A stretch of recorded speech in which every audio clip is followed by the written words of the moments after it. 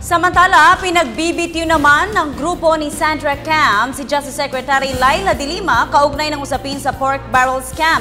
Alamin natin ang dahilan sa report ng aming kasama si Alvin Baltazar live phone patch. Alvin? Yes, Princess, naglunsad ngayon ang grupo ng mga whistleblower ng kampanya na nagsusulong sa pagbibitiw sa pwesto ni Department of Justice Secretary Laila De Lima. Tinawag na Resign the Lima Movement, target ng grupo ng mga whistleblower na makapangalap ng 1 milyong nagda sa loob ng 1 buwan para sa pagpapabakante sa pwesto ng kalihim.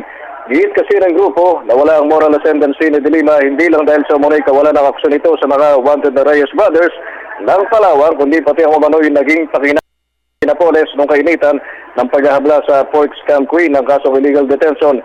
Dagdag ni Cam na may hinihintay silang dokumento mula sa Anti-Money Laundering Council o AMLAC na umunay magpapatunay sa 150 milyong piso na inilabas ni Napoles dahilan upang maglabas ng resolusyon na nahawi sa pagkakadismiss ng kasong illegal detention kay Napoles. Pero nabaliktad na lang daw ito dahil sa pressure ng ikinasa noong anti-pork barrel rally sa Luneta.